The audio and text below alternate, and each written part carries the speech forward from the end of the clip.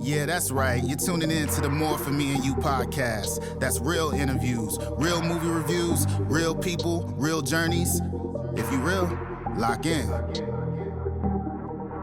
I've been working all night, early in the morning. If you hustle high, hustle, you can never waste a moment. That's more for me and you. That's more for me and you.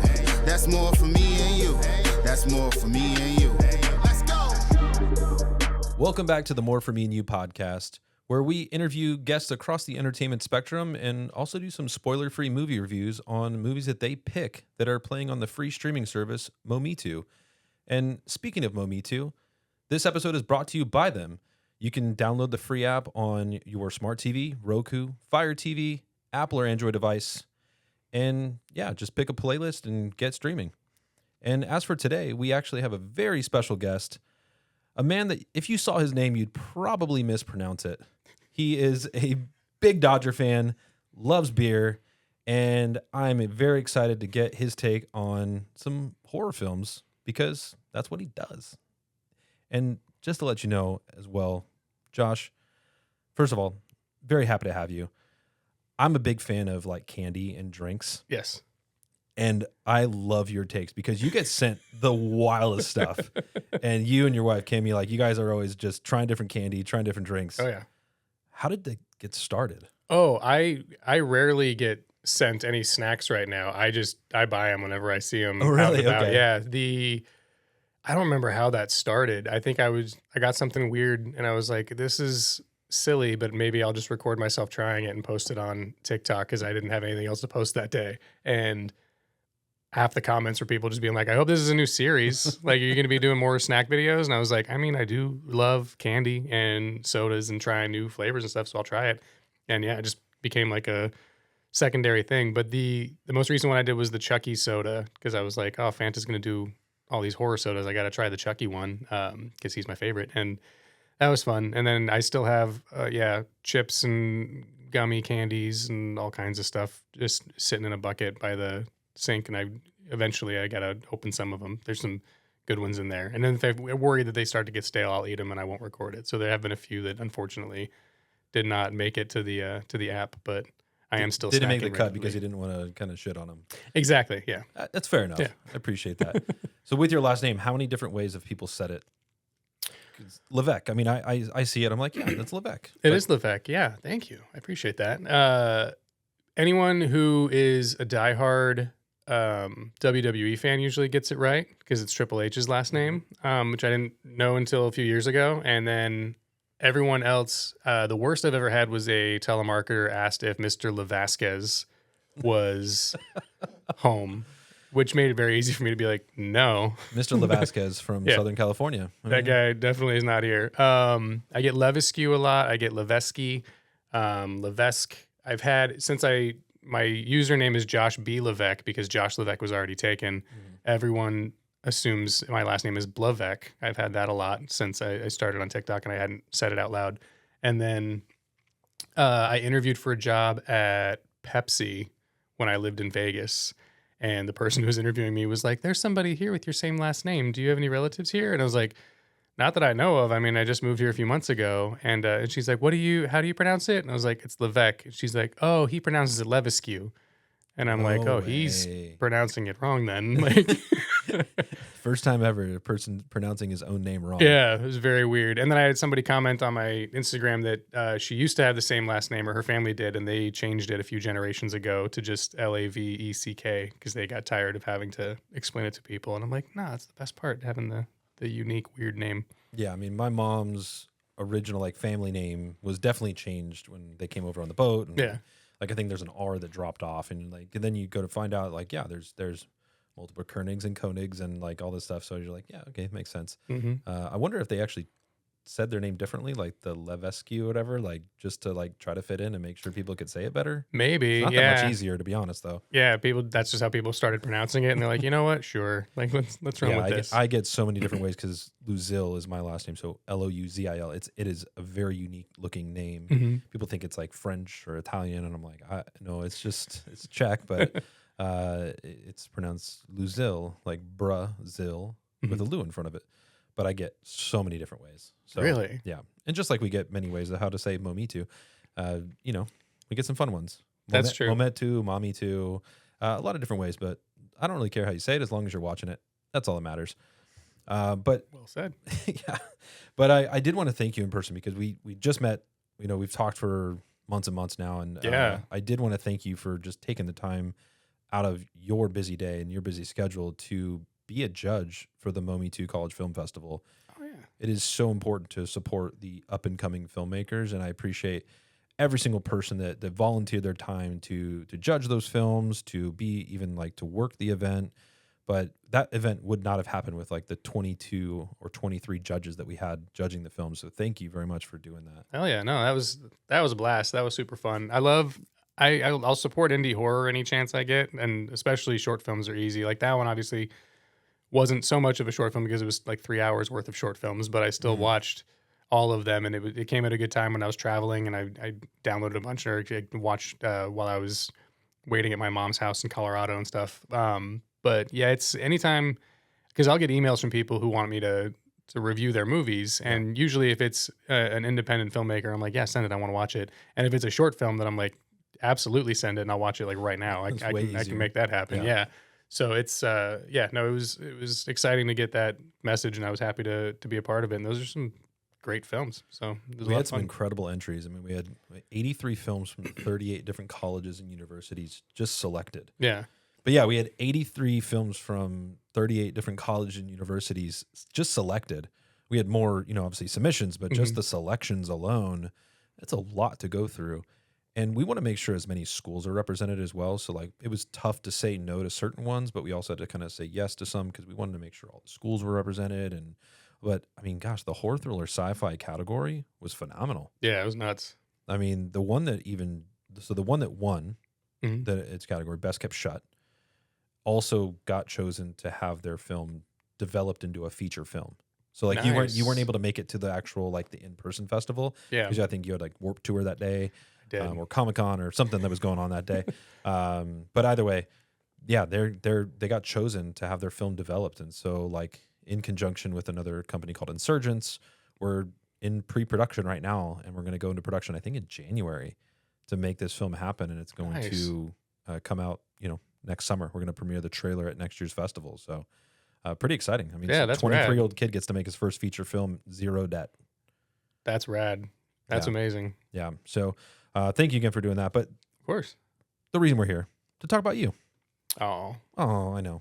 But so what we do is a little different here because most people know you for who you are today, right? You're a social media influencer. Yes. You got like 400K ish on TikTok alone. Half that, but I appreciate. I think it's more than that. No, is it only 200? It's 205. It feels like 4.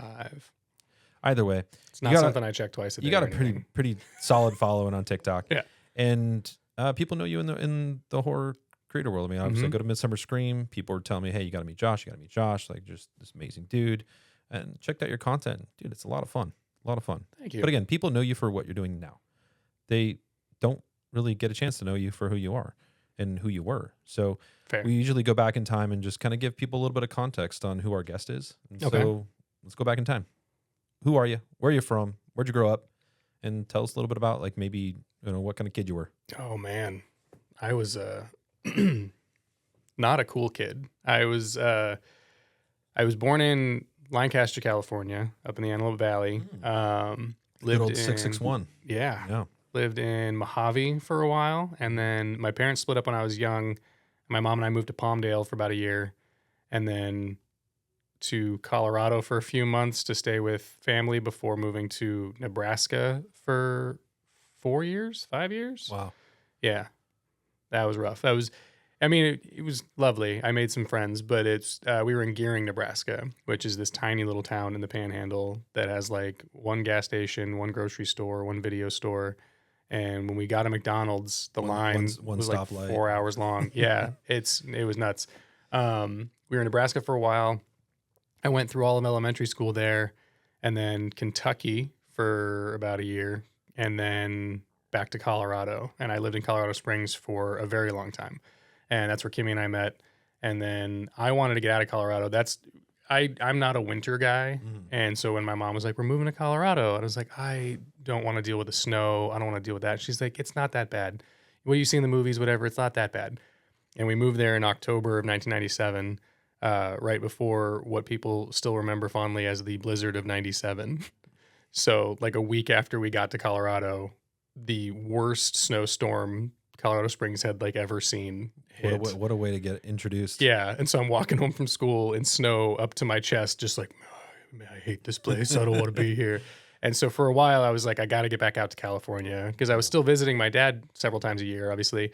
And I just missed it so much. And then when Kimmy and I met, I had mentioned wanting to move to Vegas because I love Vegas and it's way cheaper to live in Vegas than it was in California at the time. And she said she also wanted to move to Vegas. So we moved to Vegas, and then we lived there for a couple years and realized we were driving out to California so often to visit and do stuff out here that we were like, let's just make California happen. So we applied for jobs and got out here in 2013 and haven't looked back. That's crazy. Yeah. What a journey. Yeah. Almost you'd see like, I would think you're a military kid at that point. That's what everyone thinks. Like, oh, was Yeah. your dad in the military? And I'm like, technically, he was in the Air Force, but he wasn't anymore when I was a kid. Like, that's not why I moved. It was completely different reasons. That makes sense. Lancaster, Mojave, Edwards Air Force Base. Yeah, my mom was a bartender at Edwards. That's how she met my dad. Very cool. They whirlwind romance, got pregnant, went to Vegas, got married at the Little White Chapel, and yeah, everything was hunky dory for a few years. Like it was obviously divorce isn't usually like amicable, but they still got along great and shared custody and everything. Like I had a pretty solid childhood. I was a weird kid because I was a big nerd.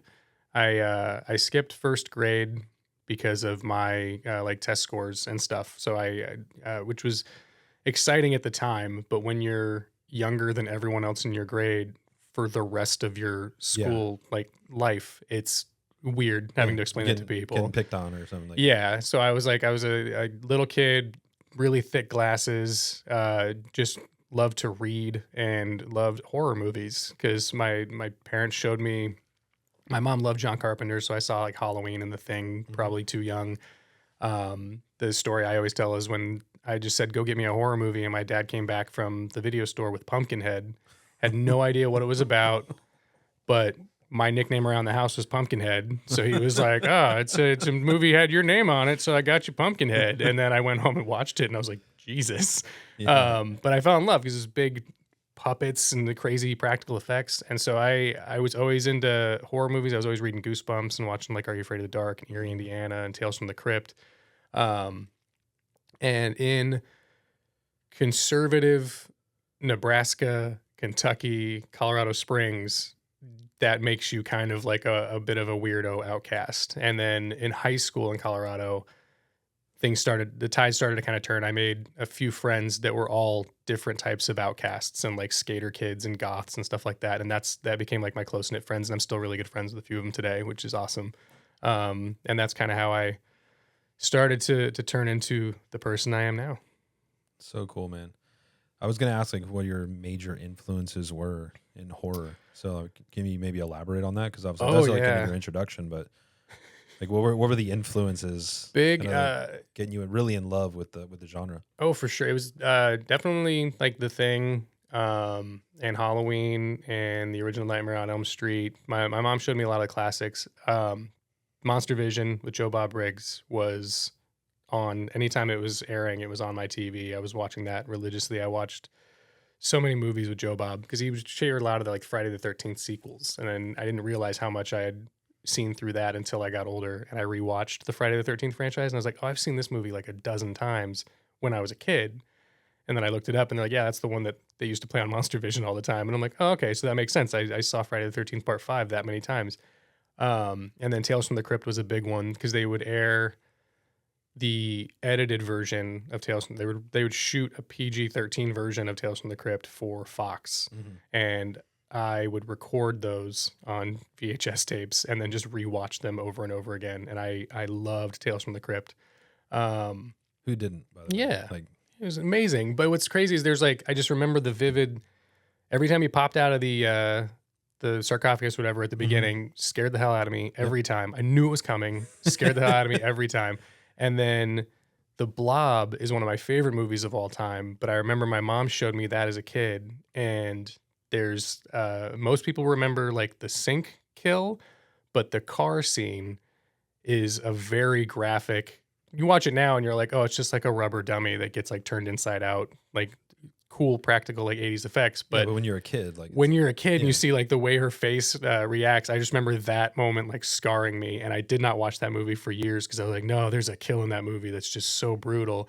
And then I got older and I was like, I want to rewatch The Blob at some point. And it was on streaming and I finally rewatched it and I was like, oh, this is incredible. This is one of my favorite movies. Like everything about it was perfect. And now it's like a comfort film that I watch like once a month. That's a comfort film. Yeah, that one. And then I remember Return of the Living Dead 3 is also a big one for me because when we were in Colorado visiting family, my cousin, who was like, the older cool cousin who like smoked and probably wasn't doing very well in school or whatever, but you wanted to like look up to him and be cool. He also loved horror movies.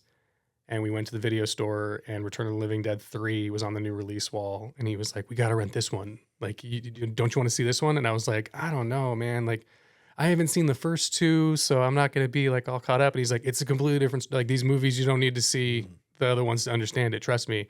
And I was like, all right, yeah, if I want to make him happy, I'll also say that I want to see Return of the Living Dead 3. So my mom's like, oh, you both want to see the same movie? Okay, well, we'll rent that for you. And I just probably way too young to see that one also, but now that one's like a comfort film. It's incredible. And it's my favorite of the franchise because of that nostalgia, even though the first one's clearly like the best. For sure. No, I grew up watching a lot of movies that I shouldn't have as a young kid. I grew up in the entertainment world, so just like getting exposed to films that I definitely should not have seen. And having a brother that was 4 years older, you get exposed to stuff just because you're just there, and he's already kind of getting into that space, and it's like, all right, well, I'm in the room.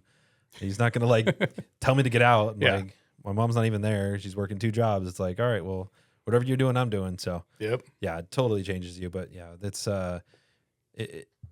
there is a nostalgia about like going into a video store. Oh yeah. And just walking in, it smells different. Like, but how much time would you spend like in your hometown video store, just like kind of perusing through, and like, what was your thought process when you were trying to pick out a film? Was it like, did you try to go around the outside, which is kind of typically where the newer stuff was, or did you like to kind of spend more time in the middle? I was a bit of I was usually around the outside walls, new release stuff. I would always try to be, I got more mindful as I got older and realized that like not everything, there's the moment as when you're a kid and you see your first like bad movie that is bad. And you're like, oh, not every movie is great. Because when you're 6 and your parents take you to the theater, whatever you saw, you were like, that was the best movie ever. Yeah. And for like the next 2 months, Men in Black 2 is my favorite movie of all time. And for people that don't know what a video store is, it's very similar to scrolling through a streaming service. Yeah, exactly. Except you actually got to walk through and touch movies. Like imagine the user interface for Netflix, but it's on a wall, and you can actually grab each of those thumbnails and pull them off the shelf. Do you want to scroll to the left? You got to take a couple steps. You got to move. Yeah. The one we had in Nebraska was Sun Mart. That was our grocery store, and we had the video section that I would go to all the time. And I remember like the Ghoulies cover art where he's coming out of the toilet vividly. We rented Monster Squad like once a week because that was my favorite movie ever. Drop Dead Fred was another one that I would rent regularly. Dick Tracy was another one I really loved. Oh, yeah. Not a horror movie, but obviously I was just obsessed. But yeah, I would usually just go for fun cover art or certain monsters that I was attracted to. Like I was a huge vampire guy. I was Dracula for Halloween for like 4 years in a row. So anything that had a vampire on the cover, I'd usually grab. And then as I got older, when we moved to Colorado, I was 10, 11, 12 going to the Blockbuster Video down the street. And I would start browsing some of the older stuff. And so I remember the cover art for like Dagon still burned into my memory. I still haven't watched that movie. I keep meaning to. But the cover art stuck out to me. And I rented American Psycho and didn't understand it. Like, I mean, I kind of understood it, but I was like, oh, I thought this was going to be like a slasher movie.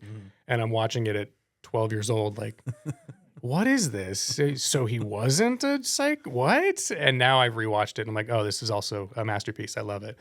But but I remember I rented House of the Dead because I loved that video game so much, and brought it home. And like half an hour into that movie, I was like, I don't think this is a good movie. Like, this has nothing to do with the game. They're like partying on it. What happened? What's going on here? And that was one of the things. It was that and seeing Mortal Kombat Annihilation in theaters when I was like, oh, sometimes they just make bad movies. And It happens. yeah. It happens. And there was that weird in-between period where I was a very like arrogant elitist about film. And I was like, these remakes are bad and these movies are bad and everything. And I don't know what changed or what clicked in my brain, but like 10 years ago, I was like, that's not a really fun way to live. I think I'm just going to try liking everything. And now I love bad movies. And because just making a movie in general is a miracle. Like, even if it didn't turn out well, the fact that you got this on a shelf 100%.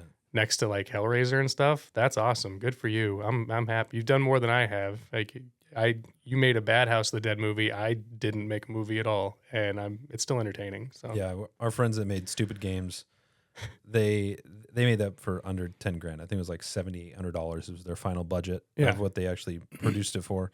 But they had it when we premiered it on the Mometu. It was literally sitting there in our horror section right next to Halloween. And they screenshot it and sent it to me. They're like, this is so cool. Like, Yeah. thank you so much. Like, we made a film, but it's like to have it just sitting on the shelf in a sense, right? Yeah. Next to one of the arguably the best horror film that, at least for me. But oh yeah, you know, it's sitting right next to it. They're just like, this is so cool. This is just amazing. Yeah. So yeah, there is something about like looking at, and not just like low budget films, but even like films from the 80s and 90s that are just like people are stringing together money to make a film and put a project together. It's very hard to do that. yeah. To get it all done. And there's so many films that get made and never get finished. Like, people don't understand how much work it goes into making a film. Oh yeah. We talked about that. I was just at the Jaws exhibit at the Academy Museum, and they had part of it was talking about, like, Spielberg came out and talked about how multiple times they were like, you don't have to finish this movie. Like, we're already way past budget. We're already way over budget. We're way past schedule. Mm-hmm. We can just shut it down. And he was like, but nobody wanted to quit. Everyone was like, we've done this much so far. Yeah. Let's keep going. Like, we see a finish line. Let's make it happen. And I was talking with my friends who was there. I was like, can you imagine how many movies didn't get finished though? Like, how many times somebody was like, hey, we're over budget. We don't have time. We've got to kill it. And another one of maybe the greatest movies ever made just didn't even get made. Like, it sucks to think about, but it probably happens more often than we like. That is so true. There's so many films that never get finished because you run out of money. Yeah. Alone. Just that alone. Or people quitting. Like, Oh yeah.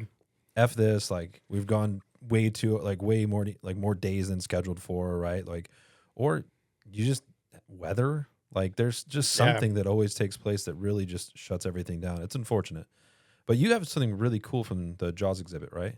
Yeah, they gave us these pins right when we got in there. It was these, and then I've got like a folder with a whole fact sheet about the exhibit and like talking points, like press kit, because it was the media preview of the new exhibit that's going to be at the Academy Museum through next July, I think.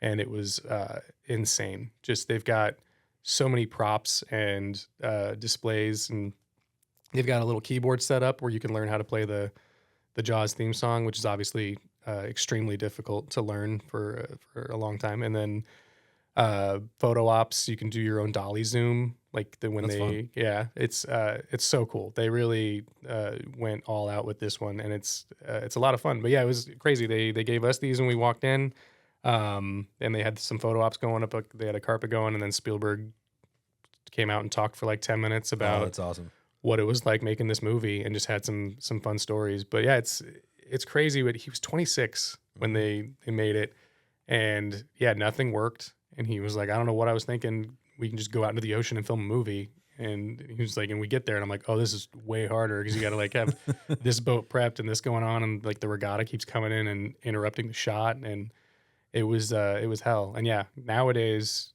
studios would not let you keep going. No, I heard people like really hated him on set. Oh yeah, because he was very determined and very like, no, we got to get this done. Yeah, we're already here. We've gone this far. Like, yeah. Or what is it?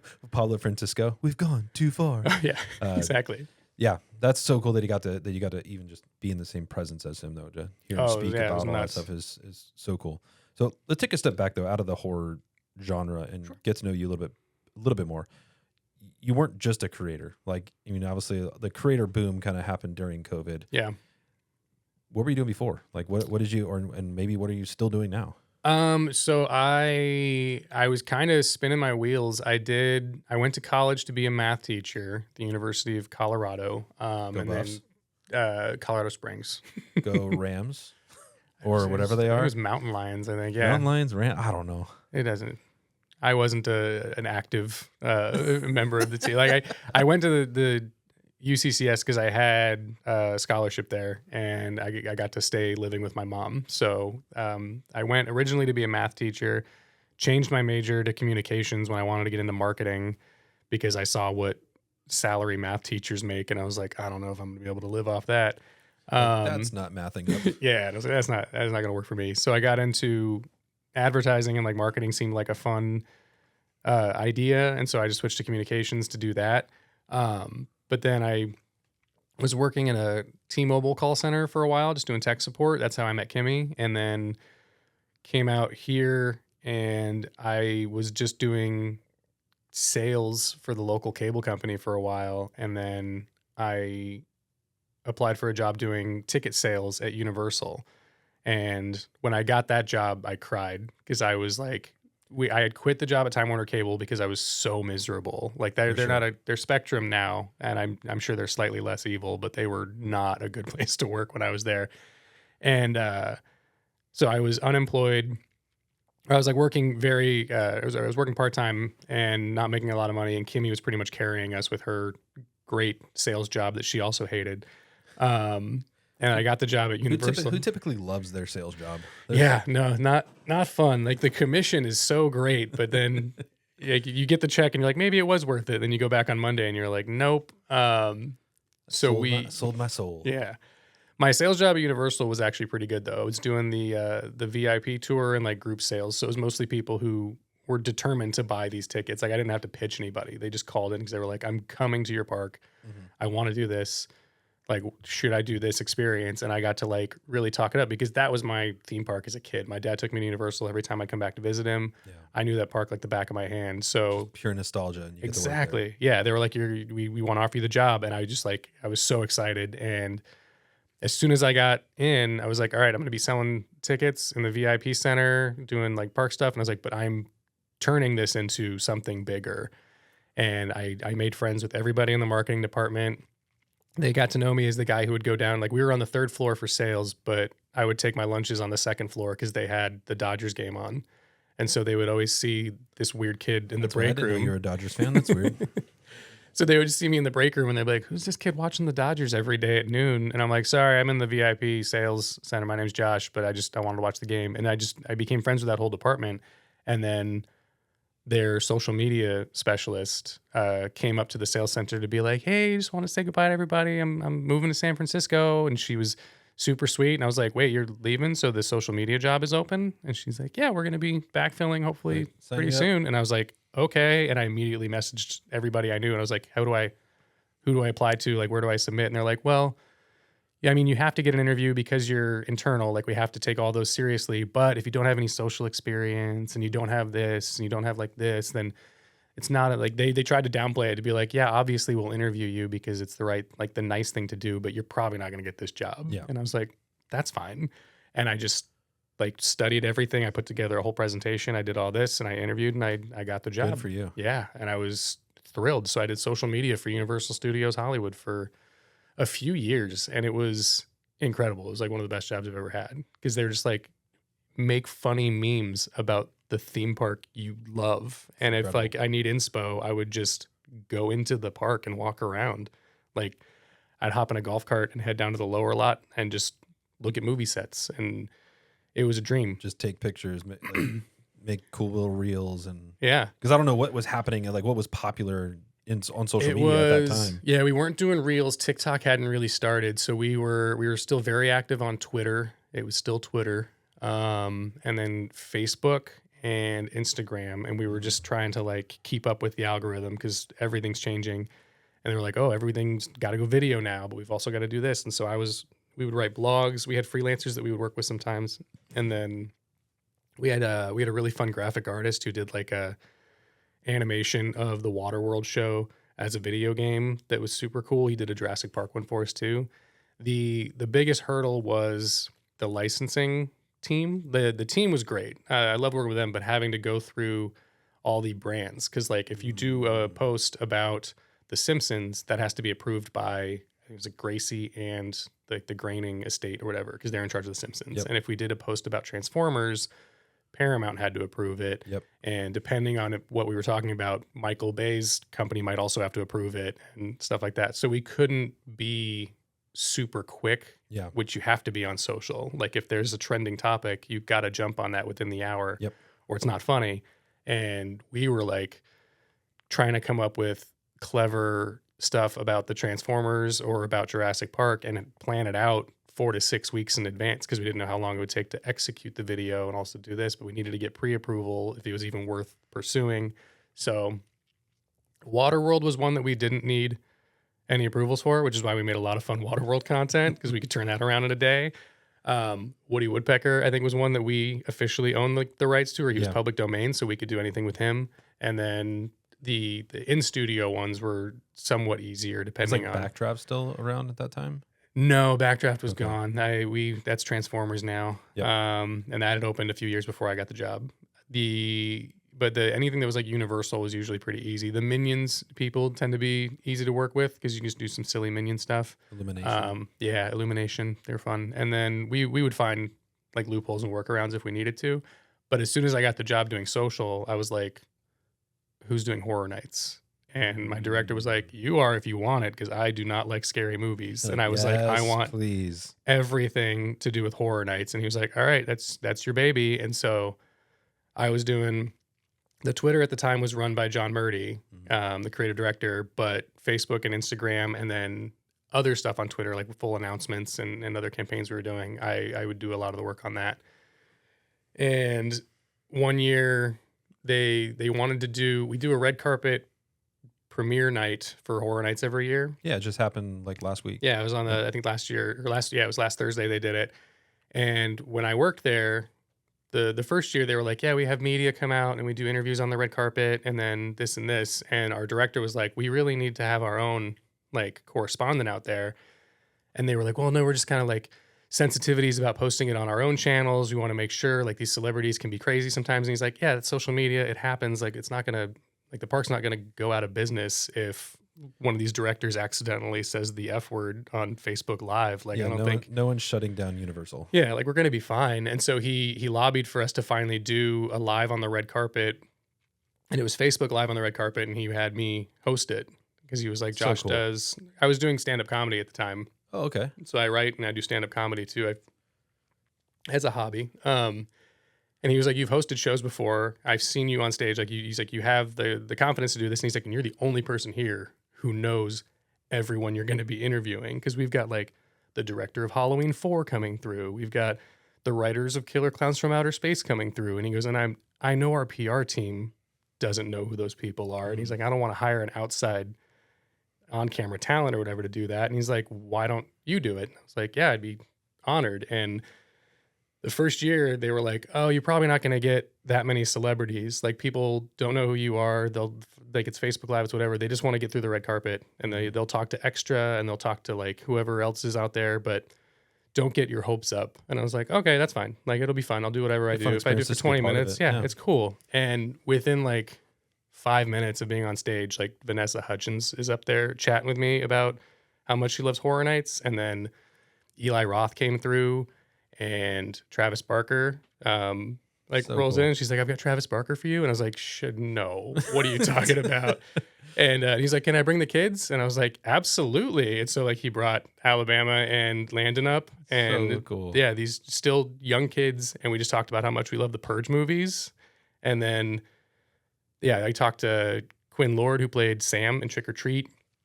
Bunch of cool people that all came through. Greg Nicotero was there with Dana Gould, I think the second year, talking about Creep Show, the Chiodo brothers from Killer Clowns, Rob Zombie. Everyone was down to chat because they all want to like promote their new stuff and they're all having a fun time. But it was it was unreal. And that's when I officially realized, I was like, this is what I want to do. Yeah. Is talk to horror filmmakers about their process and their projects and what they're doing. And I like, because I just like to hear people get, not even just horror filmmakers, but anyone in general. I like to hear them talk about stuff they're passionate about and get excited. Like we just did a off topic. We did a cocktail experience at this place in the Arts District called the Obscura. Yeah, I saw that video. Yeah. Yeah. And the guy that runs it, his name is Theron. I'm probably going to mispronounce this so bad, but I think it's Theron Rainier. He's the whiskey distiller, the head distiller, who put together this whole experience. And he's just like so passionate and so smart about alcohol and like the history of whiskey and rum and vodka. And he's got these stories and this whole like experience that he puts together. And I was like, this is my shit. Like, this is so fascinating. I love it. And that's how it feels whenever I was talking to like these different filmmakers. And that was also, it felt really nice because multiple times they'd be like, all right, we're good, cut. And I would think they're ready to just like walk away, but they would look at me and they'd be like, thank you so much for asking like legitimate questions. Like real people questions. And I'm not, like, scripted. oh yeah, no, of course. Cause like Dwight Little walked up there. She was like, we've got Dwight Little. He's, and I was like, yeah, he's the director of Halloween 4. And like, I'm ready. Go ahead and bring him up. And I was like, so you brought back Michael Myers and you had like the strike to worry about and this and this. And he was like, yeah, I did. I wasn't ready for that question. And I was Thank like, sorry, did you think I was just going to be like, what's your favorite horror movie? Like, no. Well, that's actually my next question. No, I'm just kidding. So let's transition. I mean, you're doing this for however many years, and I'm guessing, this is just pure guess, something called COVID happened. Yeah, So something, I think. probably not doing that anymore because no one was going to the parks. Yeah, that was rough. That was really weird. I still vividly remember when we were sitting in our office and they were like, we're probably not going to come back to work next week. Like, we'll all start working from home. And we're like, oh, it'll just be a few weeks. Like, we'll close to the end of April. And see you next week, Dave. Yeah. Totally. And my boss was like, we're not coming back in a few weeks. And he's like, this is a pandemic. Like, trust me. And It's I'm a like, thing. yeah, I guess it does seem pretty bad. And then months and months went by and it was all like, we were still working from home and trying to plan around things. And there was a part there where it felt so like foolish or pointless to be like, why are we like still creating content and planning this campaign and Don't planning this forget about calendar us. for an event that we know is not going Not to gonna happen. happen, yeah. Like we have, like, we're not going to pull this off in June. Like, we're not going to be open yet. And then I eventually got furloughed, which is obviously when you temporarily lose your job for about a month or so. But then they brought me back and had me doing both parks because the Florida park opened a lot earlier than we did. And I was doing social for them for a while. And then another job came around that just paid better and seemed more, give me a bit more creative freedom.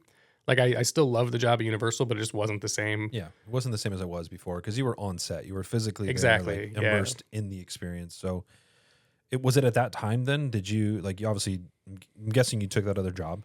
Yeah. And was it at that time you're like, hey, I still want to do something on social media?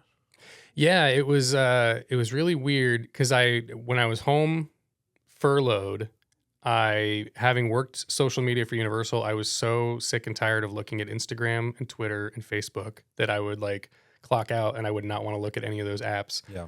But then TikTok happened and I joined TikTok just to watch what my niece was posting because she loved it. And I would scroll through and I was like, this is kind of fun. That's I'm a like, cool dance. yeah. And I was like, and this is an app that I'm not familiar with. So it's new and it's fun and it's interesting. And Kimmy started posting more. She was doing like makeup tutorials and she had a couple of videos go viral, just making like funny stuff. And then I posted one video that blew up because it was just a really dumb video that I posted on Facebook like a year before.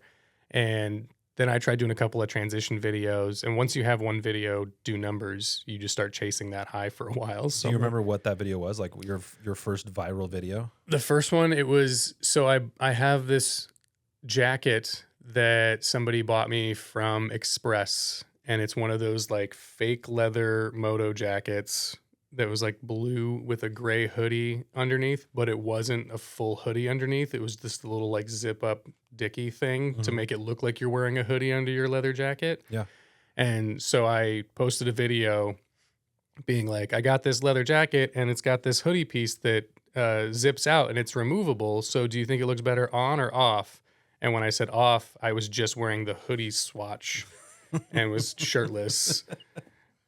And it was the dumbest joke I thought of when I was putting it together, because I was like, I unzipped it and I was like, oh, I could just wear this on its own. And then I filmed that and I posted it on Facebook and it got like 1,000 likes. And it came through again a year later, and my friend commented on it, and she was like, you were posting TikToks before TikTok was the thing. And I'm like, oh yeah, I guess this would do well on TikTok. Let me try it. And I posted on TikTok, and it like just 50,000 views or something within a few days. And I was like, oh, is this what TikTok is like? I kind of like this. I could do this. And then didn't do that for a minute. Everything I was just doing random transition videos, like showing off. I did sneaker unboxings because I'm a big sneakerhead. And then I did a sketch of me saying, like, this is me watching a horror movie and I'm just like peaceful, laughing, having a good time. And then this is me opening a can of biscuits. And I had, when the biscuit tin popped, I like shrieked and freaked out because it scares the hell out of me every time. Yeah. And then that video hit like 1 million views and I got a bunch of new followers from it. It's so relatable because people do that. I mean, every time. You don't know when it's pop. Well, and once it does, just like everyone in the comments was like, "That's why you just slam it on the counter." Yeah, and I'm like, "Well, don't." Okay, yeah, I guess I should have been doing that the whole time. Yeah, thank you. Thanks for ruining it, Karen. But then you get more comments, and then you get more engagement, and you get more views. But what's funny is that was the video I was wearing my Reanimator shirt that I had ordered from Creeporama. Yep, and a bunch of the comments were people that were like, where did you get that shirt? That shirt's amazing. And so I was just like tagging Creeporama in every comment. I was like, oh, I got it from these guys. These guys are great. Creeporama, blah, blah, blah. And then I DM'd them a link to the TikTok. And I was like, you guys are going to have to bring this shirt back because a bunch of people want it. And he just replied, he was like, holy crap, dude. Like, you just told hundreds of people to visit our page. Thank you. And I was like, well, yeah, what else am I going to do? And he's like, I don't know. Some people gatekeep. Like, you ask them where they got their shirt. They don't want to tell you because they don't want you to have the same shirt. And I was like, oh, I don't care, dude. You're a small business. It's a pandemic. Like, sell T-shirts. Yeah, let me help. And then that's how we became acquainted. And when we'd start DMing back and forth, and then I was a guest on their podcast a couple years later, and now I'm just a regular. Now I'm part of the logo. You're 1/4 of the Creeporama podcast. Yeah, it's crazy. But that was one of the first ones that blew up, and that's what got me over 10K followers on TikTok. And then I started posting somewhat regularly, and I started doing the dope horror movies that are streaming for free right now, which is very handy because I just found a bunch on Mometu that I can talk about now. I think the first one I did was for Texas Chainsaw Massacre 2. And then after that, I did like Motel Hell. And then I would just grab random movies that were streaming for free on any of these apps and be like, let me just talk about this one. And my editing was terrible. The camera was fuzzy. I didn't have anything fun in the background. I didn't really pay attention to what my hair looked like or what I was wearing. It never matters. Yeah. And some of them would do big numbers. And I was like, I guess this is a series I'm doing now. And I was like, I'm just going to keep talking about horror movies because that's what I love. And you're giving people recommendations that they don't have to scroll around through and spend time, because most of the time that's like the biggest hurdle that people have to get into content is you sit down, you're like, hey babe, want to watch something? Yeah, I want to watch something. We just made dinner, you're sitting down, you want to eat, and you're like, all right, scroll. Does it look good? No, I don't want that. It's like half an hour later, your food's cold and you haven't watched a thing. You're like, I just throw on Suits again, I guess. Like, and you waste a whole evening when you could have found something ahead of time. Like, hey, let's check out Josh's page real quick. Like, what does he recommend today? Anytime somebody tells me that, I get goosebumps. They're like butterflies. I get legitimately emotional whenever. Dude, you saved an argument in my household. No, yeah, because I'll get a comment that was like, "Oh my god, I just came here to see if you had recommended anything. I'm going to watch this right now." Or I had somebody message me recently who was like, "Hey, I watched this on your recommendation and I loved it. It's like one of my new favorites." And I'm like, cool. I'll never get sick of hearing that. Yeah. So that was what I thought I was going to be doing full time, was just talking about movie recommendations. And then I had the most ridiculous joke idea of the slasher icons all living together in an apartment talking shit about each other's weapons. And have you guys seen those? They're so good. If you haven't seen his page, you got to check it out. Sorry, we're talking to our producer and editor. The scenes that he has, he literally is like every character and plays them. It's so funny. It was because I am a writer. Like I said, I write and I do stand-up comedy. And so I've got like little scripts and sketches that I was writing already. And I thought of a really dumb one between Ghostface, Freddy, Leatherface, Jason, and Michael. I think that was the original like 5 that I had. And I already had a Freddy Krueger mask that I bought on clearance when I worked at Hot Topic like 20 years ago. It's not a good mask. And I have a Michael Myers mask that I also bought on clearance from Hot Topic from 20 years ago. And so I went online and I was like, I can get a Ghostface mask for like $12. Like that's one of the cheapest masks out there. And I can get a Leatherface one for pretty cheap too. And I was like, I think I have to just like make this sketch. I have to see it and just get it out of my system. And so I don't even know if I had like a working tripod. I don't know how I set it up. Or I think maybe Kimmy had one because she was doing stuff. But I put on all the costumes. I didn't have Freddy's hat or his glove yet, but it was just the sweater and the mask. And I was like, that's enough. People know who he is. The Jason mask was an actual like Jason mask autographed by Kane Hodder that I bought at a convention. And then after the first sketch, I was like, I should probably buy one that I'm comfortable wearing. I don't want to keep wearing this like I autographed mask.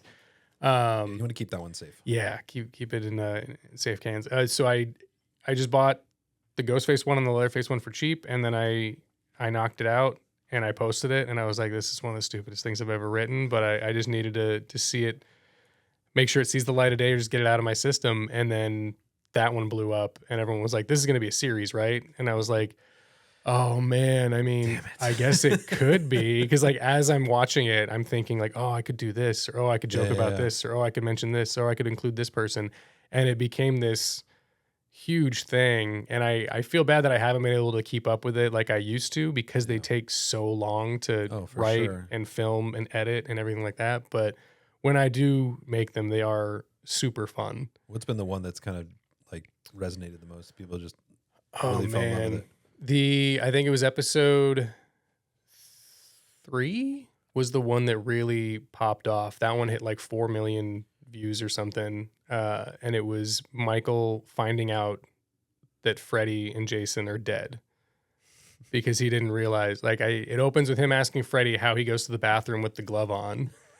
And Freddy was like, I don't go to the bathroom, dude. I'm dead. And he was like, you're dead? How are you dead? And he's like, how did you not know I was, like, that's my whole thing. And Chucky comes in. He's like, did you not know that? And he was like, oh my God, are you dead, Chucky? And he's like, I mean, kind of. I'm a doll. Like, my human form is dead. And then he was like, what about you, Jason? And Jason's like, oh yeah, no, I've been dead for more movies than I've been alive, actually. Like, I died in part 4 and just keeps going. And it was like me digging into the backstory of each person. And I think that's Pennywise was in there or something. And he was like, are you dead, Pennywise? And he's like, oh, no. And then he explains that he's this ancient transdimensional entity who disguises himself as a clown to get closer to kids because he feeds on their fear. And then Chucky was like, and if you read the book, there's a space turtle. And he was like, what? And then half the comments were like, wait, what's with the turtle? Like, what are you talking about? I was like, have you not read Stephen King's It? Because it's crazy. So but yeah, that one really blew up. And then I just started coming up with silly stuff. Anytime a new TV or movie thing was announced, I would try to weave that in. And then every once in a while, I would bring in a new character. Bringing in Billy the Puppet from the Saw movies was a lot of fun. And then I just kind of developed a character, like a full personality for each one. So if you go back and watch the first episode, they're all very generic, just basic. I'm trying to do the voice and I'm doing terribly. Yeah. And after episode 3 or 4, I had established like, okay, Ghostface is essentially just like a teenager. He's always holding a red Solo cup. But because he's the meta slasher, he's the one that can like break the fourth wall and like explain to people what's happening, the characters. Mikey's just like perpetually 10 years old because that's when he went away. Jason wears a hockey mask, so he likes hockey and he has like a Canadian accent. So good. And then Leatherface is the essentially the house mom. Yeah, got the southern charm. And Freddy's like the curmudgeon dad who's just like tired of everything. Pennywise is the kind of annoying guy that they still let hang out. And then well done. Yeah, it's well done. It's a really fun outlet. If I come up with some really dumb jokes, I'm like, I could turn this into a fun little sketch. And then I put it out there. And lately they haven't done nearly as well as they used to, but I think that's mostly just TikTok and the algorithm being tricky. Everything evolves, but it's still a lot of fun. Yeah, I think if people are watching on YouTube right now, they're probably on their phones looking for these episodes. They got to check them out. It's a whole playlist on TikTok. I got them all linked. So it's incredible. Last question I have for you, just what's kind of next, and like what are your wants within this kind of world as being a creator? Oh man. Next, just getting through spooky season. Got some fun stuff coming up. We haven't done horror nights yet. We're going in a couple weeks. We're trying to do probably not Scary Farm and Reign of Terror and Queen Mary and all that. I love doing all the haunts. And then just putting together some pitch ideas. I do really love interviewing people. I've got another interview lined up this weekend. I don't know if I can talk about it or not, so I'll keep it under wraps for now. But You don't have to tell us. no, It's it's fine. fine. No, you're good. All right. But it's very exciting. You one. can. I mean, I'm not going to hold you back, and you can do whatever you want. It should be. I'm pretty sure it's confirmed, and everyone already knows it's happening. But the Happy Fright Film Festival is happening in a few weeks. I am not able to attend because I'm going to be in Vegas for when we were young. For some reason, I schedule these pop punk festivals right around the same time as great horror movie film festivals. But they have. Have you ever seen the movie Forbidden Zone? No. It's this Put it on the cult rec- put it on the classic. rec list. Yeah, that completely bombed, I think, when it first came out. And what's funny is when I worked at Blockbuster, I saw the cover art and I was like, this looks insane. I have to check this out. And I turned it around and it was the Mystic Knights of Oingo Boingo were in the movie. And I was like, oh, I know the band Oingo Boingo. My mom has all their vinyl and stuff. And Danny Elfman plays Satan. And then Oingo Boingo, the rest of the band, plays like his backing band. And the movie was co-written and directed by his brother, Richard Elfman, who has a new movie also premiering at the Happy Frights Film Festival starring his wife, Anastasia. And so they reached out and they were like, would you be interested in interviewing Richard to talk about Forbidden Zone and his new movie at Happy Frights Film Festival? And I was like, yes, please. absolutely. So I'm talking to him on Saturday, which I'm very excited about because he was like, I don't know if you're familiar with Forbidden Zone. And I was like, dude, I rented that from Blockbuster and I brought it to my friend's house and we watched it like 5 times in 1 week. That movie's insane. And he was like, oh, perfect. And you're the right guy to talk to about this. So they're going to be airing that and then his new movie. So I'll be talking to him about that. But that's what I would like to do is somehow parlay this into interview stuff because I love talking to filmmakers about everything. Yeah. And I love I talked to the guy who mixed the last few Ghost albums, and that was fascinating. I love music and doing that. So if I could spin it into that or do my own talk show, game show idea that I've been kind of toying with, I'm putting together a whole idea for that. That would be cool. But I don't know the first thing about like shopping stuff around to streamers or original content or anything. But for now, I'm just I know a guy. gonna keep talking about. I know a guy. Yeah. We can talk. Okay. But yeah, that's awesome. Yeah. Looking forward to seeing what else you're doing. Awesome, man. Well, hey, before we get out of this segment, do you want to just look down the barrel of the camera and just let people know where they can find you? Oh yeah. I am Josh Levesque. You can find me at Josh B Levesque. That's B as in Bravo, and then LEVESQUE on TikTok, Instagram, X. I still call it Twitter. Yeah. But yeah, pretty much any social media app that exists, I have a page there. I'm just not super active on all of them. Instagram and TikTok mostly. Awesome. Well, we're going to take a quick little break, and we will be right back. All right, friends. If you're into things that go bump in the night, let me put you onto a podcast that you're going to love. Creep-O-Rama Podcast. This show dives deep into all things spooky, true crime, paranormal encounters, urban legends, and the kind of campfire stories that make you check your bed before you go to sleep. The hosts keep it creepy, but also kind of fun, balancing chills with laughs so you're entertained the whole way through. It's like sitting around with your horror-loving friends swapping ghost stories. Only these tales will stick with you long after the episode ends. So if you're ready for some goosebumps, and maybe a few sleepless nights, go hit play on the Creep-O-Rama Podcast. Subscribe, follow, and tell a fellow horror fan to check it out too, because creepy is always better when shared. Welcome back. We are here with the Josh B. Levesque. And Josh, we play a little game in this little section of the podcast called This or That. Okay. Would you like to play? I would love to. Awesome. Well, This or That is brought to you by our friends at Coastline Travel. So if you're going anywhere in the world, you know, fly somewhere, get a hotel, book a rental car or a zip car, either way, hey, you know how to do that. Go to coastlinetravel.com and book your next trip. Josh, I have 20 questions for you. The first one is always asked to everyone the same way, and the rest of them are kind of just tailored towards you, and we have some fun with it. Oh, and then I okay. throw these cards around, so just get used to that. Hopefully I can get this one further enough because it's the thick one. The rest of them are the thin ones. Darn it. Tacos or pizza? Oh man. I'm gonna say pizza.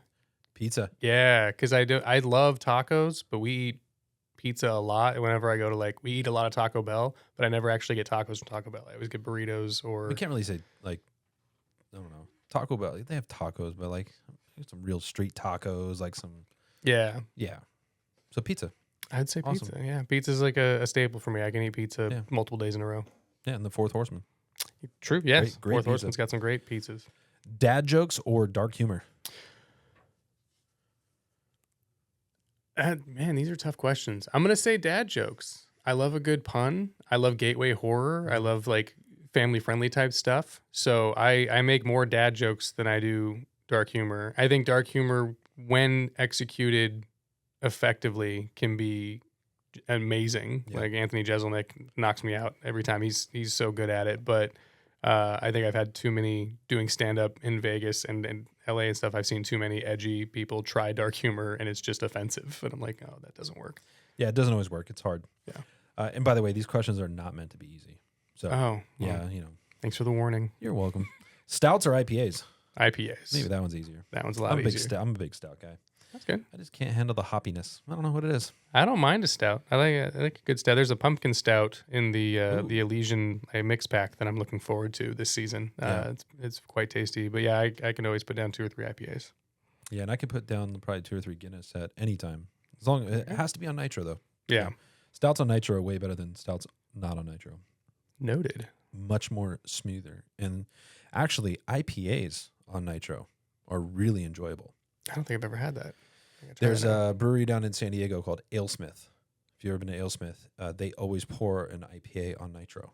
Every time I've been there, they've always had it. Phenomenal. Noted. It takes away like the hoppiness and just you get the full flavor of the IPA without that bitter ending. Okay. Really nice.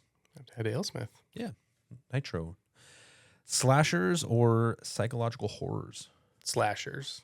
Big slasher fan. Big slasher fan. I love a good psychological horror when I'm in the mood for it, but I love that I can just throw on a slasher pretty much anytime. Favorite slasher all time? Intruder from 1989. It's directed by Scott Spiegel, who passed away recently, R.I.P. He co-wrote Evil Dead 2 with Sam Raimi. Sam Raimi stars in Intruder, and his brother Ted Raimi also stars in it. But if you look at the cover art, you would think Bruce Campbell stars in it because he's the first one credited. He doesn't appear until the last 15 seconds of the film. Gosh, so annoying when they do that. But yeah, it's like a whodunit slasher that takes place in a grocery store overnight. The overnight stocking crew starts getting picked off one by one. Ooh. And it's got some incredible Raimi-esque shots and some really fun dad jokes and puns and a fun sense of humor throughout and some insane practical effects. I love it. Have to check that one out. Yeah.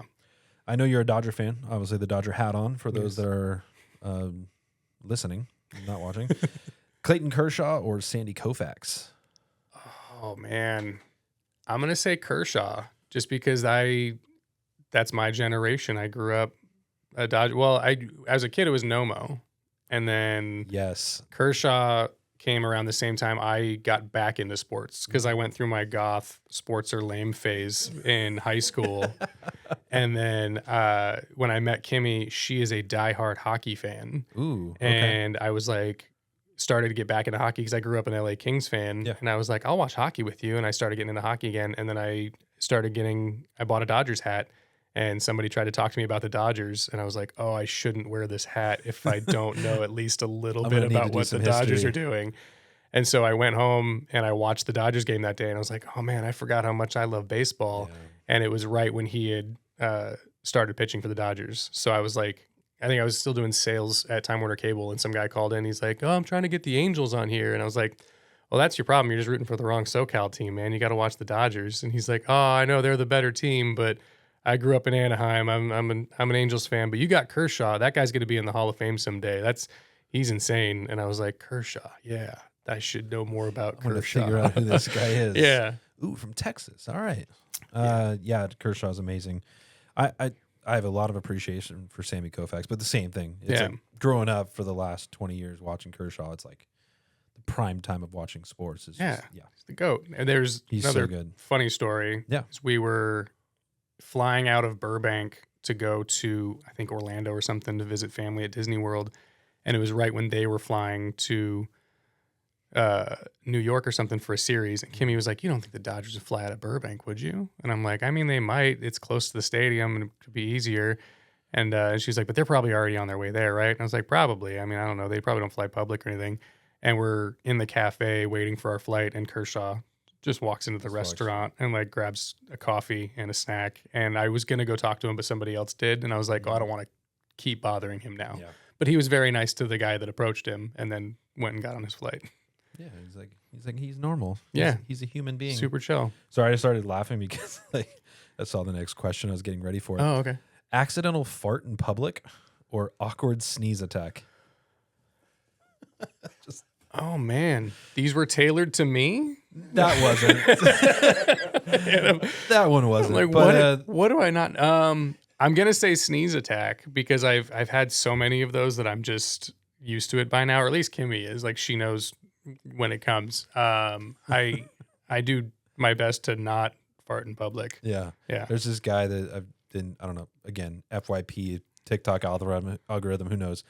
They're selling a fart machine thing, right? It's like of course. Little handheld one, and just walk by people and lift the leg up. And it's like they do one in the tunnel, you know, and it's just the people's reactions are so good. But yeah, I don't know where that question came from.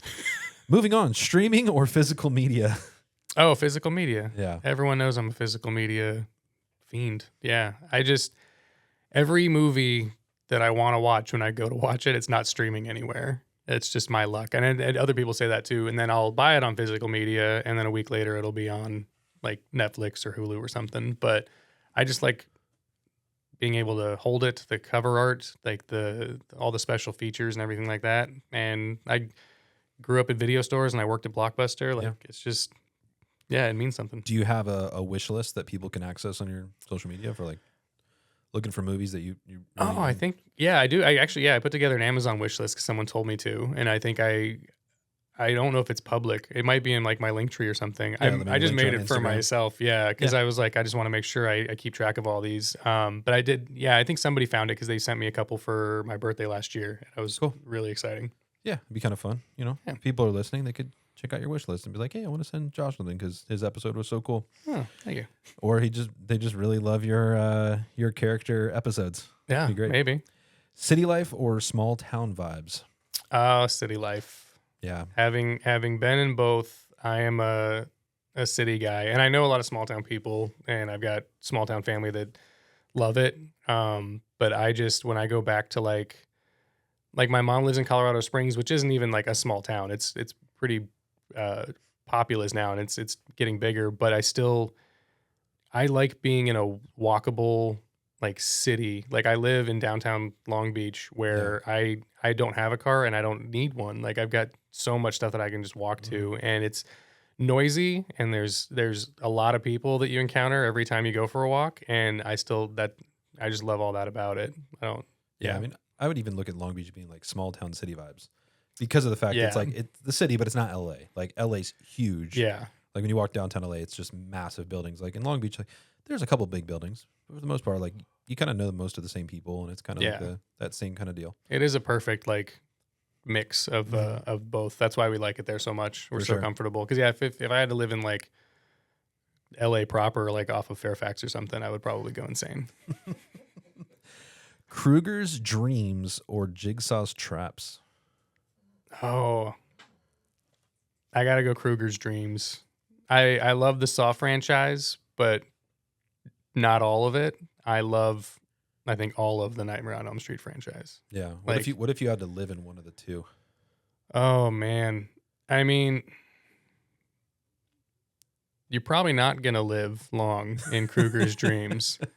I might be able to, depending on the Saw trap. You might be able to figure it out. I might be able to make my way out of it, and at least there's a path to an exit. At least. Yeah, I don't know. I feel like the Saw trap might be more comfortable depending on what Kruger's putting me through. Yeah. Yeah. Have you seen a movie called The Odds? No. One you could put on your rec list for Mometu. Okay. We did that. Someone chose it as their movie, so we're gonna do Glowzies later. But yeah, The Odds. Check that one out. It's Nice. two-person cast mainly, 4 people total, but 2 really, Oh, okay. and it's very like Saw vibes. Love it. Really cool. Oktoberfest or St. Patty's Day? I mean, I gotta say Oktoberfest because it's my favorite season, and I love Oktoberfest beer. That's the one thing. When I see that on the shelf, I know the time has come. I love St. Patrick's Day, but I feel like I don't. As a beer guy, I gotta ask. Yeah, no, we have a good time. We did a pub crawl last year through Long Beach. It was a lot of fun for St. Patty's Day. Awesome. Yeah. Nighttime or daytime? Got your foot. Nighttime. I gotcha. I'll say nighttime still. Nighttime. Yeah. Not a morning person. Not. I'm not either. But Not just, usually.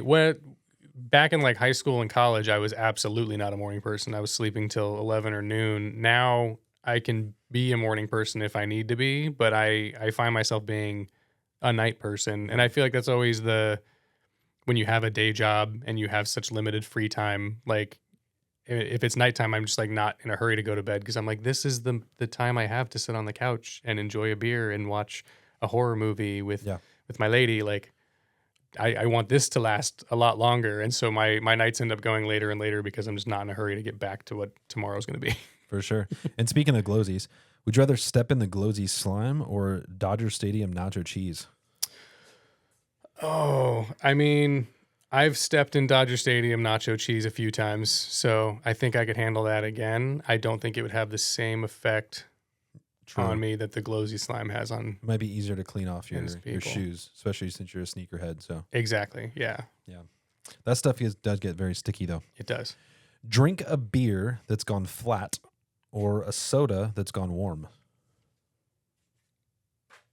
Oh man, I think I'd probably drink is the beer still cold? I mean, I guess it could be. Yeah. Sure. Because I've drank warm beer. You're supposed to drink beer warm. That's how the sometimes. Germans did it. Yeah, it's supposed to be at least like room temperature. I don't think I could do a warm soda though. That would be It's rough. Yeah, that's weird. I would do the flat beer. Yeah. I mean, not a hot soda, just a warm, just like room temperature soda. I don't know. It just sounds terrible. Not boiled Dr. Pepper like in Blast from the Past. I mean, it's like it's the Chucky. You had to go Chucky soda. Oh warm. yeah, definitely couldn't do that one. No. That one looked rough. Yeah. I could tell like you almost didn't post that one. It was close. Podcast or playlist? I'll say playlists. I am starting to get more into podcasts. Having been a part of one now, I see the appeal, and there are a few that I've actually gotten wrapped up in. But I love music so much, and it's easier. Like I don't usually listen unless I'm driving or at the gym, and I think music just works for me better there. So Yeah. I have a lot of playlists, but podcasts are cool. Ghost story or creature feature? Creature feature. Yeah. Yeah. Same. Love a good creature feature. Especially Favorite creature? Oh That's a tough man. question. I mean, the creature from the Black Lagoon has got to be one of the best. But as far as like just any sort of like animal or creature feature movie, Alligator is one of my top movies. It's just a big practical effects gator just wrecking stuff. It's so good. Love it. Beer with pizza or beer with wings? Oh, I'll say beer with wings.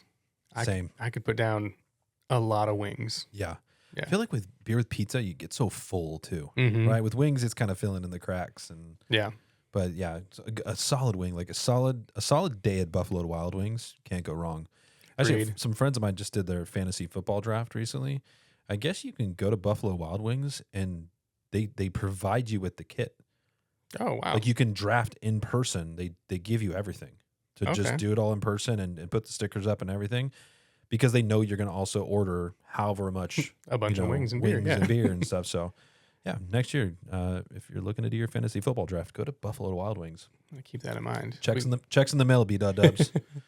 Our newest sponsor, Buffalo Wild Wings. That'd be amazing. Just free wings and beer. Like, sure, just once a year, guys. That'd be great. Yeah, just have me on every time that delivery comes through. We're good. Love it. You can be part of my league. Movies ending with closure or open to interpretation?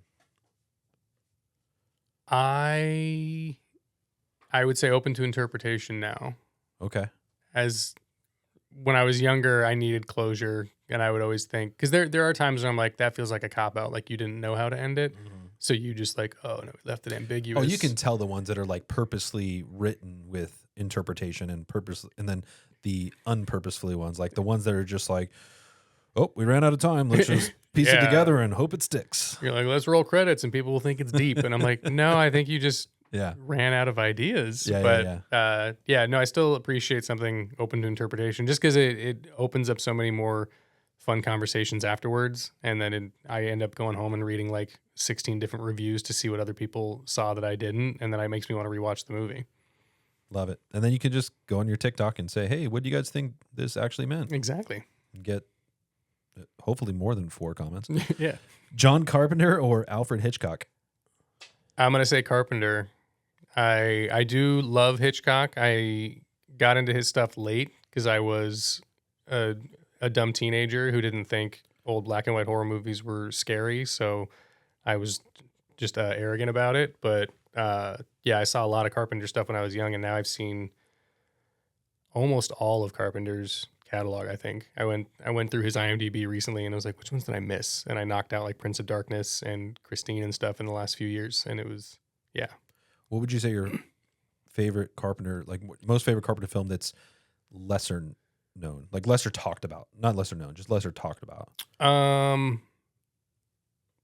A toss up probably between Vampires and Ghosts of Mars. Okay. I have there's a handful of movies that my mom and I went to see in theaters together that I just have that like connection to. Jason X is one of them, and Ghosts of Mars is another one that I was like, the trailer came up and I was like, this movie looks absurd, but I was like, when did Ghosts of Mars come out? Like 98, 99? Like I was like 12, 13 years old, Yeah. and I was like, this looks amazing.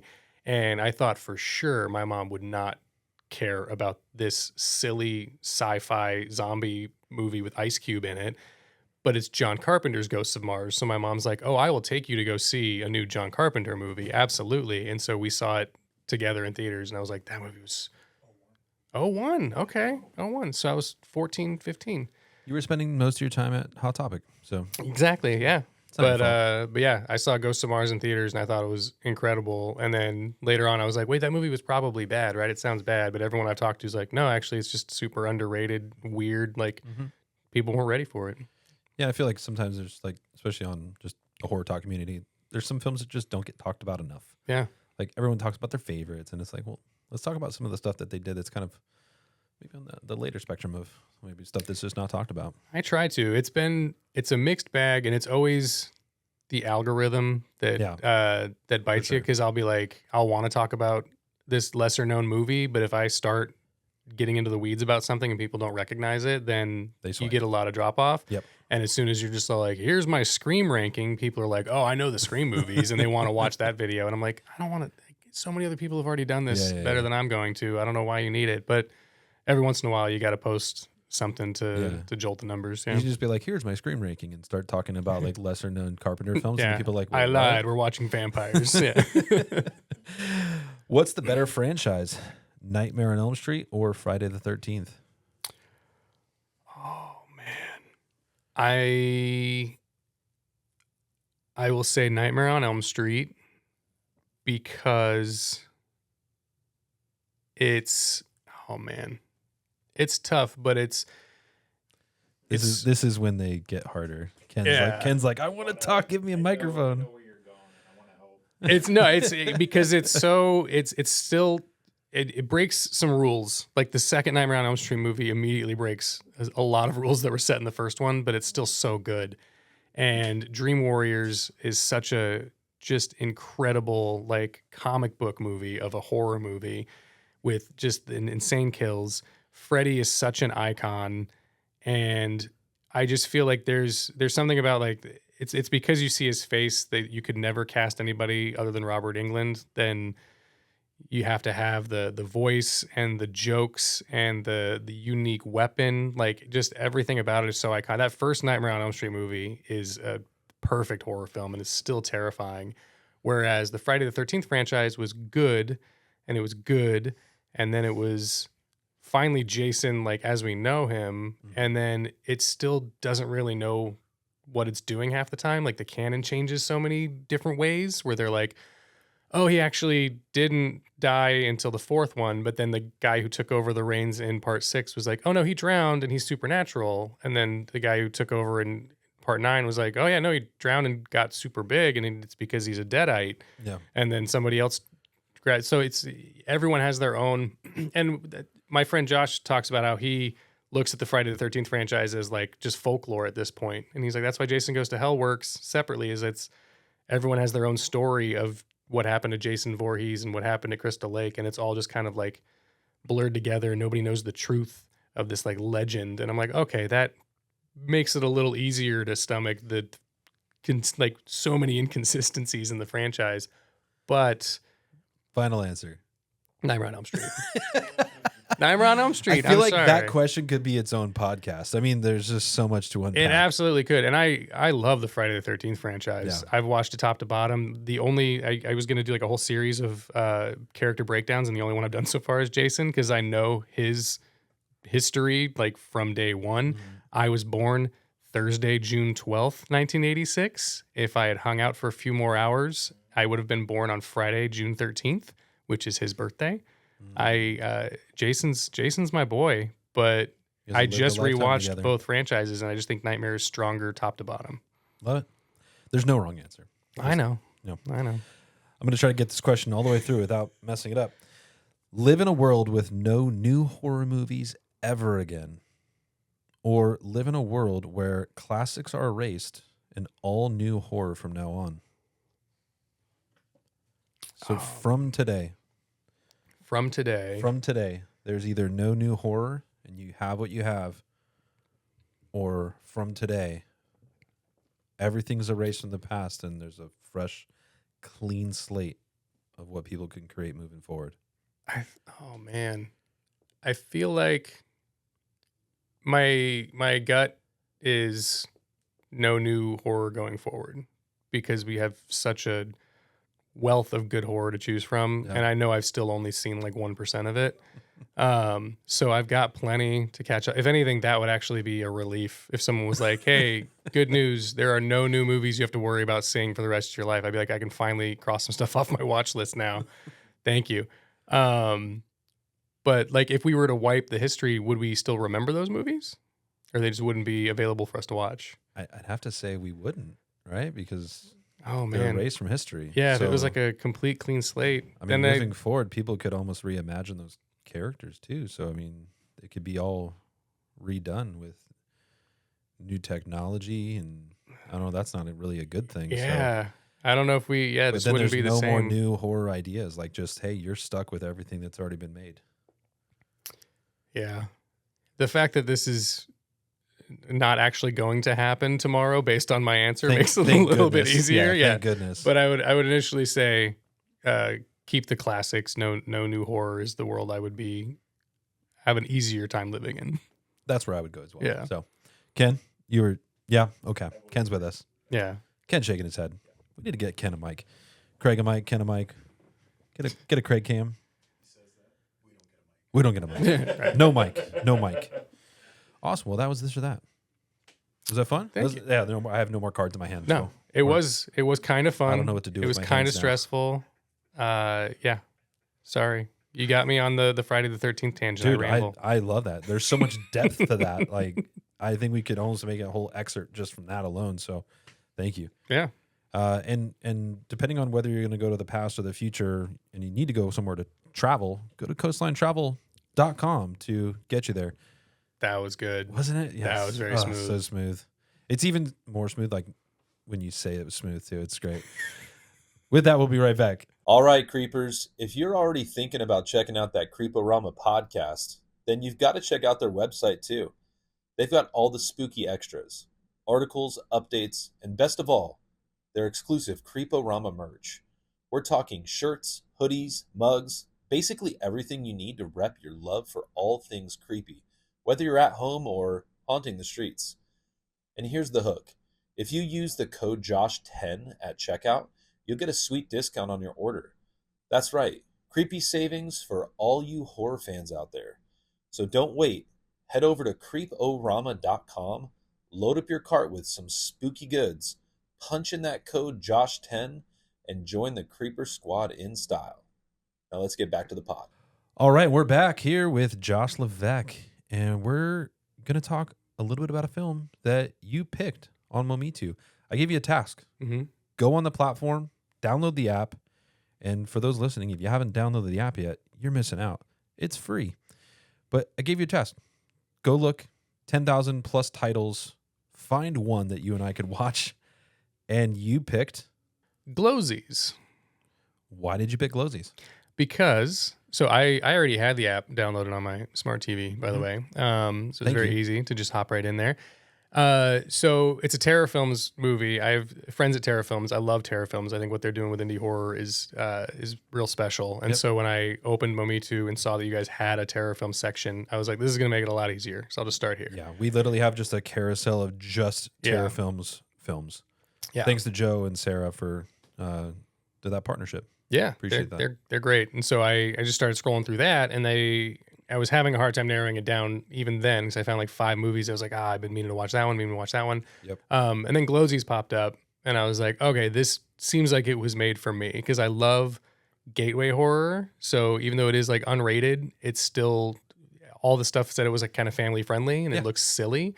It stars James Remar, who I love. I think he's a super underrated like character actor. And it's got slime and like sticky, gooey stuff in it. And I love the Blob and like body horror and stuff like that. So yeah, it just seemed like the perfect choice. Yeah, I mean, it's kind of a mixture. It's a horror film, but it's kind of sci-fi, and Yeah. it's got a lot of comedy. Like, I mean, the writing, a little, almost kind of slapstick comedy going on sometimes.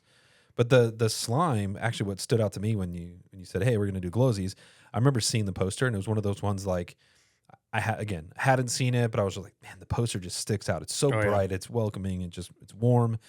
It reminded me of like trauma films. Yes. And that brings me back to my childhood, which is something I haven't told you about yet. But my dad actually directed some trauma films. Oh. And so he actually directed the Class of Nukem Highs Part 2 and 3. Oh, snap. And so, like, yeah, going back to like slime Yeah. and like the ooze or whatever they called it in their day for that movie, Mhm. it just brought me back. Like pure nostalgia for me when I saw the green stuff. That's getting awesome. thrown over at people, because I remember that as a kid. I remember playing in it. Like my dad had like truckloads of stuff, and they would just get all over the set and like people cleaning it up. It was just a nightmare. That's amazing. Yeah. Yeah. So really brought me back. Thanks for choosing this, because it was just a fun watch. Awesome. Love Yeah, that. Absolutely, for me at least. For you, we'll find out. First take. What do you think about it? Oh, I loved it. It was super fun. I'm more forgiving of indie horror because I'm like, I know the time you had, I know the budget you had, and I know what you were working with. And so if there are certain shots that I'm like, that was clearly like the first take and they didn't have time to do that again, or when they're trying to like stretch stuff, because there are moments where it feels like something's getting dragged out a little bit more, and I'm like, they could have trimmed this, but it felt like just a long episode of like the Goosebumps show or something like that. It just reminded me of the type of horror stuff I watched on TV as a kid, and it was so fun. Yeah. I mean, without spoiling it, because this is a spoiler-free review for those listening, Yes, of course. what would be kind of the vibe or tone of this film in 3 words? Oh man. Just sticky, silly, man. I don't know why I'm having a hard time thinking of a third word. But yeah, just sticky, silly, fun. Sticky, silly, fun. I like it. That's what I would say. Yeah, that works for me. You got influencers being annoying like we are, and then you got veterans being badass like they are. You got James Remar being very James Remar in this one. It's Yeah. good. And you got some fun, gooey practical effects and some weird neon. And these old military, the war dogs or whatever they call themselves. Yeah. Like, and then you got, these influencers that just randomly show up and be like, oh, I'm related to blah, blah, blah. And it's like, cool. Like, that's so random that you're here at this moment in time, but let's piece it together and make it happen. That was really cool. Did any of the cast members surprise you? Like, obviously, James Remar is in there and he did an incredible job. And you can even say him. Did he surprise you? Yeah. But, like, were there any other cast members that just surprised you? I mean, James didn't surprise me necessarily. I know he's going to deliver every chance. He's in so many movies, and not all of them are great, but he always seems to just like give 100. He was in Oppenheimer, right? He was, In yeah. a small role there. Yeah.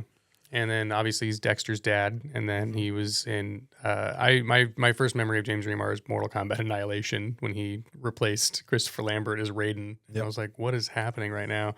That math doesn't matter. Yeah, didn't add up, but it was still fun. And then I feel bad that I'm forgetting all the other actors' names, but I would say the older veteran. I looked him up while I was watching it because I was like, "What else has this guy been in?" He was really fun, and I wish I remembered his name right now. He was kind of the slapstick comedy of Yeah, the two. exactly. I thought he was great. I really like the influencer guy.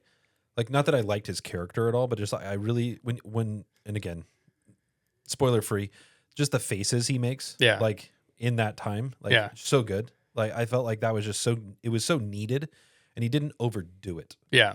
So I think when people or that are listening to watch that, they're going to be like, oh, that's what he's talking about.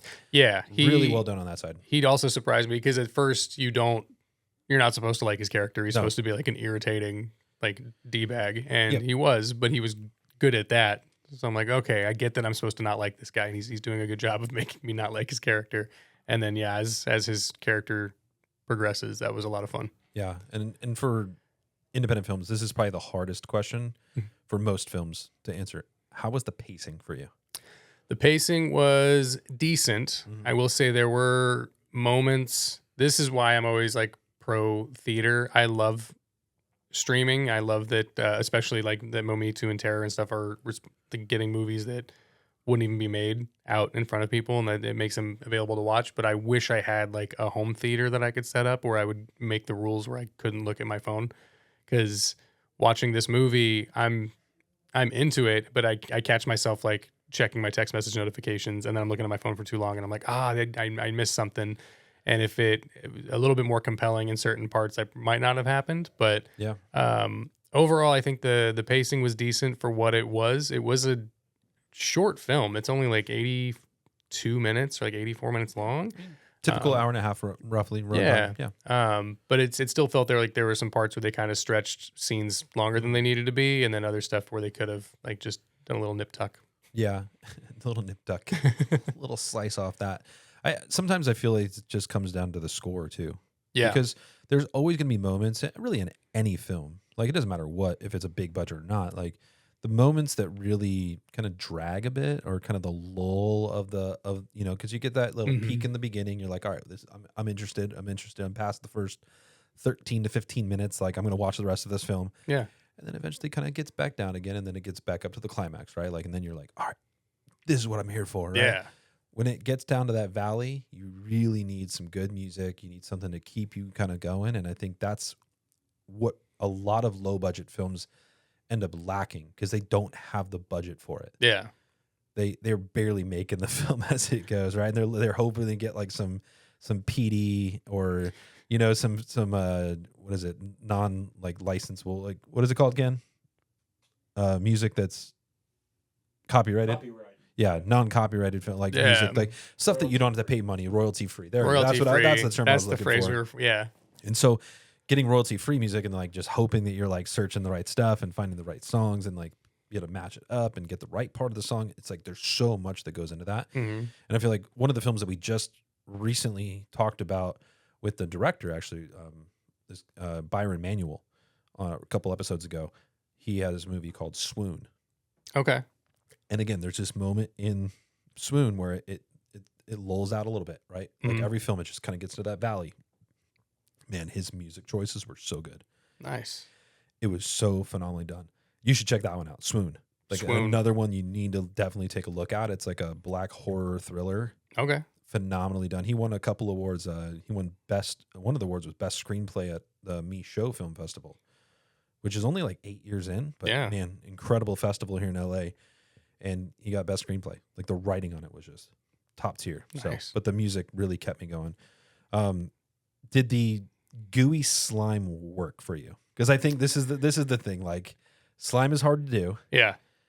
especially because you got to get the colors right. Yeah. But then they also added some kind of filters to it and made it kind of look bright at certain points. Like, Yeah. did it work for you, or is it just kind of cheesy and that's what it was supposed to be? Yeah. No, I think it was kind of cheesy. I would like to give them credit, assuming that was somewhat intentional. But I know there were elements of it where I'm like, you probably would have wanted to make this look cleaner if you had the budget or you had the time.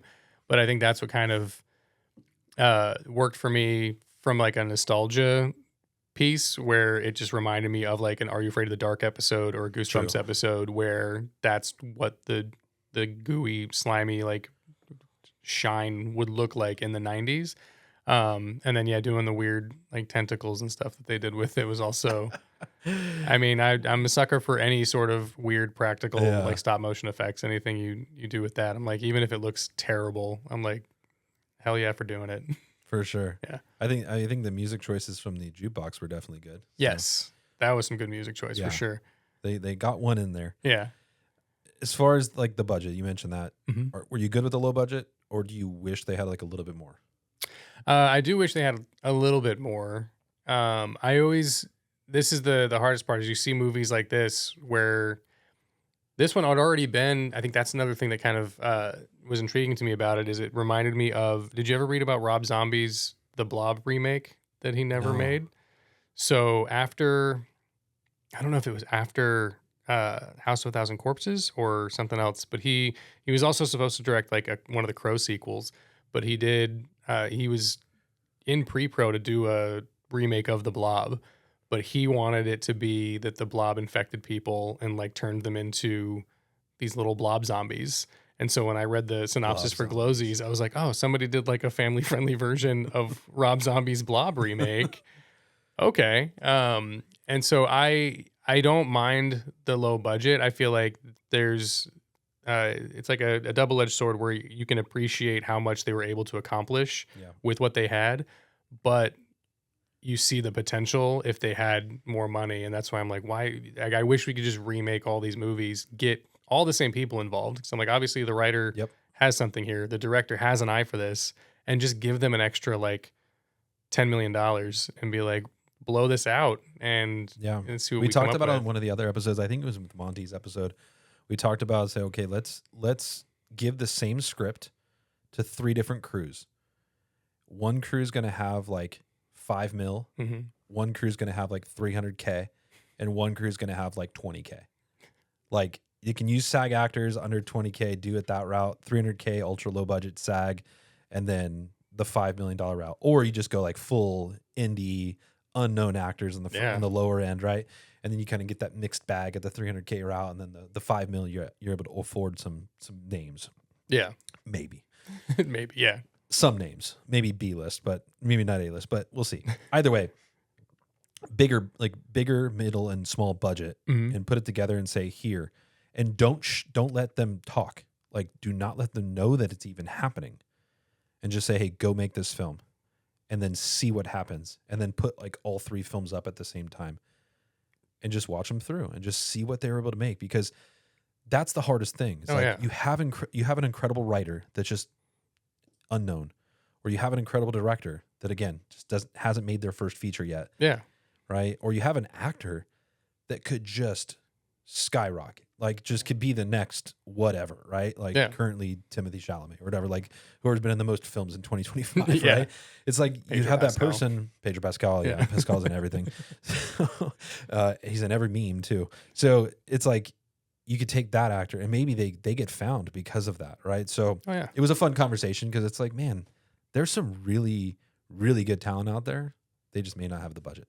Oh, for sure. And it's also like, I feel like you could do another game of that where you just take 2 movies and you're like, which of these do you think, like it reminds me of that YouTube series where it's like Expensive Taste or something, and they have them sip 2 types of champagne and like, can you guess which one costs more? And like this glass costs $5, this glass costs $200.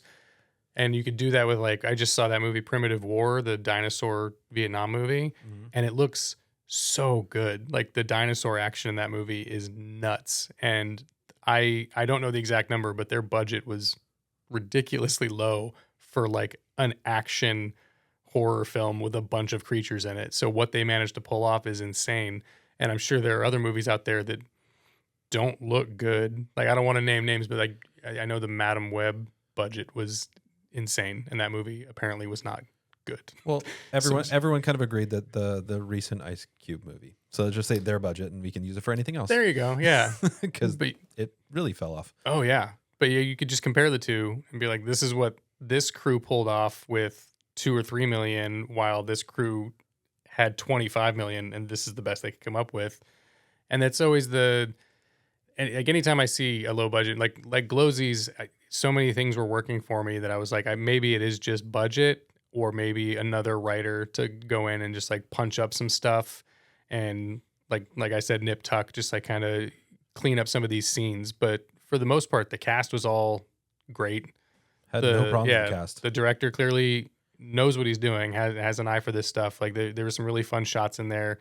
Certain sequences reminded me of like the Your Time in Perfection when you watch Tremors and stuff like that. So yeah, I had a lot of fun with this one. I would just give them more budget, because there are other movies I've watched where I'm like, everything was working here except for these like elements where I think if we just got a different director in there, they would have made that cleaner, or if we had a different writer to go through and like tweak these jokes, that would have been better. But I feel like everything in Glowzies worked. They were just hamstrung by timing and money. I mean, even if you took the same film and just kind of cleaned up the post, yeah, that alone would make it a little bit cleaner.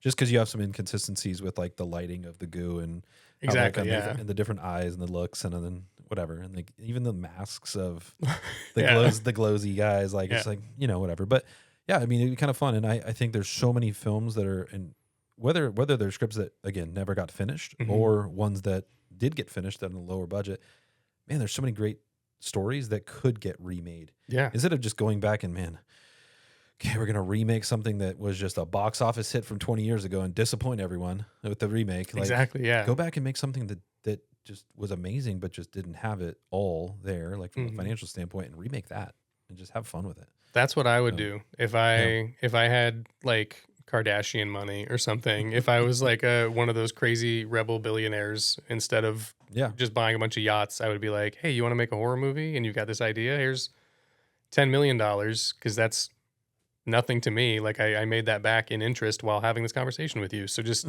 enjoy it, and then make the movie just for me. And I would have my own studio, and I would just release that, and that's all I would do. That's all. And they'd be like, all these movies are losing money, Josh. And I'd be like, no, they're not. I don't care. I bought it. I made the movie for myself. All you need to do is win the Powerball. Yeah, exactly. Just have that happen. Which is some student at University of Texas. He's a sophomore. Just won the Powerball. Oh, $2 billion. No big deal. I think he bought like three tickets too. Holy smokes. Just 3. That's it. I gotta find this guy. See if he wants to produce a movie with me. Last but not least, I always ask, who's gonna love this movie, and would you recommend it? I would recommend it, absolutely. I recommend most movies. Even if I don't like a movie, I'm still like, you should still There's give it someone a out there shot. that would. Yeah, somebody. That's why I don't usually review movies that I really didn't like, because I don't want to steer anyone away from anything. But I think anyone who grew up watching like cheesy kids horror in the 90s, anyone who loves sticky, gooey stuff, and anyone who can appreciate just like a fun, low budget like romp. If you're trying to get your kid into like fun zombie type stuff or alien type stuff, like this is an easy watch, and it's fun and it's silly and it's not wholly inappropriate. I think there's like a couple of exploding heads, but they're gooey green heads. They're not even like, that's fine. It's not like gore. Yeah, you're fine. Enjoy it, kids. Yeah. Dude, thank you so much for coming on. I really appreciate it. Yeah. This was so much fun to talk shop with you, in a sense, like talk about just, I love to hear like your story though. It was incredible to hear your journey, just to how you got to where you are. I mean, there's so many different things and twists and turns that could have happened in your life, that like you could have been a math teacher and totally not have gone the route of working at Universal and then becoming a social media manager, which then led to now you being a creator and going back to Universal literally on the red carpet with the creators of the Terrifier haunted house. Yeah. How freaking cool is that? So congrats on just how life has just been for you and where it's taken you. Thank and you. I can't wait to see what else comes. And obviously the next episode of your cast members. Yes, for sure. Of all your villains. Oh, yes. Love My horror icon hangout. Awesome. Well, if you haven't checked it out, go watch Glowzies. Go download Mometu. That's Mometu. which stands for More For Me and You. Go download for free, watch Glowzies, and then check out all the other Terror Films movies that are on there as well, plus close to up to 10,000 titles that we have there. So with that, we'll say goodbye to Josh Levesque. Thank you so much for joining us, and we'll have to have you back on again. Yeah, absolutely. Awesome. There's 5 other movies at least that off the least top 5. of my head that I wanted to watch and come back. So I'll come back. Awesome. All right. Talk soon. Thanks for spending your time with us today on the More For Me and You podcast. If you've made it to the end, we appreciate you. Now, go do us a quick favor. Please like, comment, and share this episode. And before you go, don't forget to subscribe so you never miss an episode with the incredible guests we have coming up. You can also follow us at Mometu Podcast on Instagram and on TikTok. Oh, and for your next movie night, check out the Mometu app. It's free and packed with amazing movies and shows you've probably never seen. Until next time, take care, stay safe, and we'll see you in the pod.